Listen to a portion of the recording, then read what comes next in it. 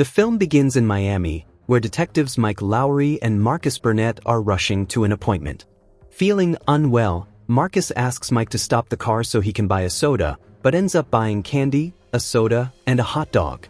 While they're in the store, a robber enters, but Mike acts quickly to restrain him. While Marcus disarms the robber and Mike shoots him in the leg.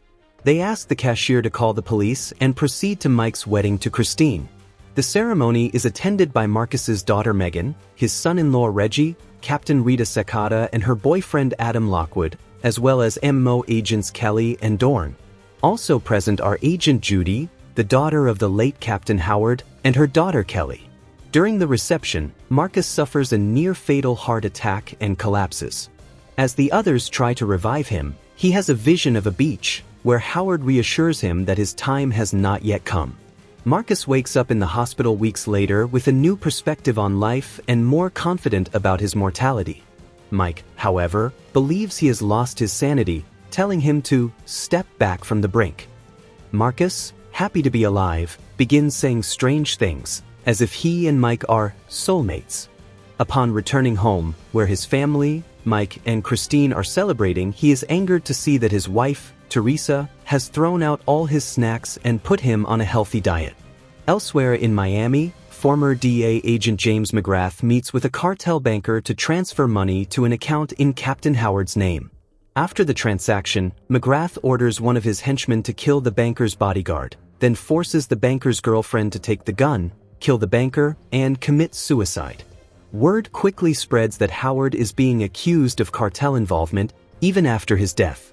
Mike and Marcus go to the police station to confront their superiors, who give credibility to the accusations.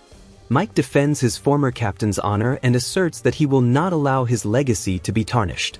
Judy appears, wanting to get involved in the case, and promises Mike that she will kill Armando as soon as she finds him, in revenge for her father's death. Mike and Marcus visit Armando in prison and learn that Howard has become a target because of his fight against the cartels. Armando doesn't remember McGrath's name, but recognizes his face, as he worked with his mother, and can identify him. McGrath and his henchmen try to access Howard's accounts, but a security mechanism is activated, sending a video of Howard to Mike and Marcus. In the video, Howard explains that if they are watching, he is dead and being framed for something from over 20 years ago.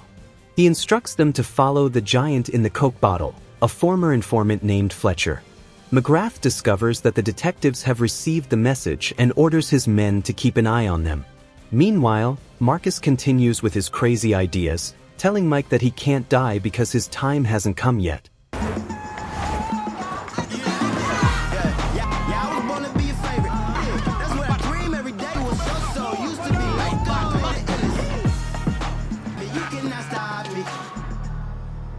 Mike and Marcus arrive at Fletcher's club to meet him. Fletcher knows they were sent by Howard, but before he can reveal anything, he is shot in the head while Marcus threatens him with a gun to make him talk. McGrath escapes, and his men begin shooting at Mike and Marcus. Marcus, seeing candy and a soda, can't resist. It's like a kind of drug for him, giving him an adrenaline rush to face his enemies without fear. During the shootout, Mike suffers a panic attack, allowing McGrath's men to escape. Rita and her officers arrive, but Mike prevents Marcus from revealing that they are following a lead on Howard. Thanks to a recording from Kelly, they discover a hidden QR code containing another message from Howard.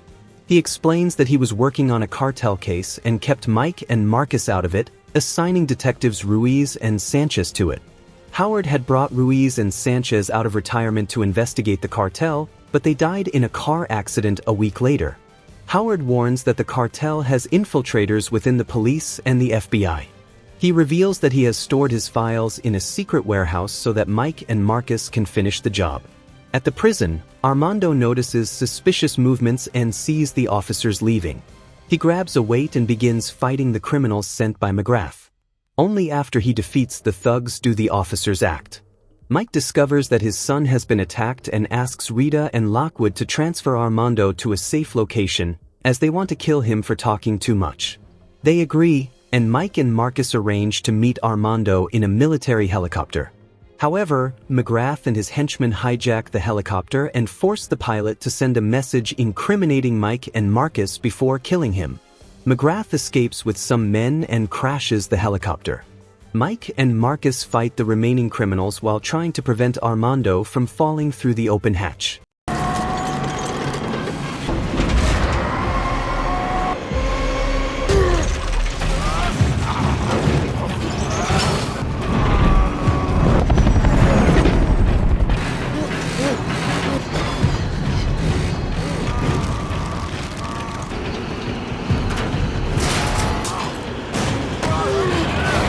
After freeing him, Armando helps them crash land on a lake. After leaving the lake, Mike and his son argue, as he wants to go his own way, but Marcus manages to calm them down. Armando agrees to help, but in his own way. Authorities investigate the crash site and listen to the pilot's message, which states that Mike and Marcus have escaped with the prisoner. Mike, Marcus, and Armando are declared fugitives, and McGrath offers a large reward for their capture to all Miami criminals. Mike and Marcus follow Armando to learn how to live as fugitives. Marcus sees this as a good opportunity for Mike to bond with his son, but Armando doesn't want to connect with them. They arrive at a trailer park and attempt to steal clothes, but are discovered and held at gunpoint. While the two stall the criminals, Armando starts a pickup truck and they flee. Back in Miami, the truck breaks down. Mike and the others go to the club of an old friend named Tabitha to ask for help. Tabitha pretends to help them, but is actually biding her time to call other gangs and take them out to collect the reward. As they leave, they are attacked by rival gangs, including Money the Butcher, who wants revenge on Mike for smashing his hand with a meat mallet. However, Money's ambitions are thwarted when the criminals enter a van, crushing him against another car, and he is hit by a Molotov cocktail. The three escape and shoot at the approaching gangsters, but Judy also pursues them and tries to shoot Armando. The three then jump out of the van when the engine catches fire and explodes. Judy arrives and realizes they have escaped. Mike, Marcus, and Armando go to Dorn's house, where they discover that he is in a secret relationship with Kelly. Although they're not thrilled about helping Armando, they agree to help Mike and Marcus sift through tons of evidence so Armando can identify McGrath. They manage to find him on surveillance footage. Dorn investigates McGrath's background and discovers that he and his team were taken hostage by a cartel, and he turned them in after being tortured, leaving him the only survivor. Mike contacts Rita and warns her about McGrath. Soon after, they see on Dorn's security cameras that McGrath has sent men to get Christine and Marcus's family. While Mike tries to call Christine, Marcus warns Reggie of the danger. Reggie takes Teresa and Megan to safety, where he grabs his gun and, using his combat skills, eliminates all the henchmen one by one, protecting his family and ultimately earning Marcus's respect. Meanwhile, Christine receives a visit from Kelly, who believes Marcus and Mike are innocent. However, McGrath's henchmen have already broken into the house. McGrath calls Mike and says he'll release Christine and Kelly if he hands over Armando and Howard's evidence. Armando offers to turn himself in, but Mike has other ideas, having discovered who's informing McGrath about his hiding places. Mike calls Rita again while she's with Lockwood to warn her. She says she's going to the police station, and he insists on accompanying her. In the elevator, Rita takes his phone and confirms his suspicions that Lockwood is working with McGrath. Lockwood tries to kill her, but Kelly and Dorn arrive in time and restrain him. They tie him up and use his voice so Mike can call McGrath, pretending to be Lockwood, to arrange a meeting. Mike tells Marcus, Armando, Rita, Kelly, and Dorn that they're the only ones they can trust now. The heroes meet the villains at an alligator park, where there's a large albino alligator named Duke. They arrange a plane to take McGrath along with Christine and Kelly. When Mike gets the chance to shoot McGrath, he suffers a panic attack and fears hitting Christine. The alligators begin to approach Armando, alerting McGrath that someone is nearby. Before a henchman can spot Armando, he shoots the henchman, who falls into the water and is devoured by the alligators. Mike pursues McGrath, and as Lockwood tries to escape, the others engage in a shootout with McGrath's men. Mike continues to panic, but Marcus then helps him overcome it, and they attack.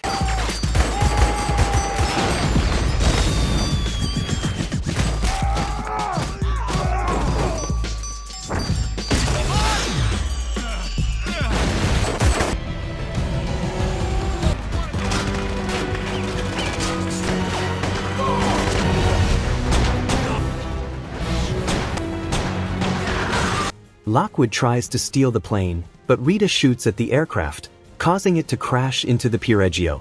This allows Armando to save Kelly from McGrath's henchmen. Mike sees McGrath with Christine and follows him, but the window breaks when Marcus decides to go along. Marcus falls into the well where the alligator Duke is and is attacked. Mike jumps into the well and confronts the alligator to save Marcus, telling his friend to climb back up. Meanwhile, Lockwood shoots Dorn in the arm and tries to shoot Rita, but she pushes him into the well, and he is devoured by Duke. Armando protects Kelly from McGrath's henchmen and kills them before taking her to safety.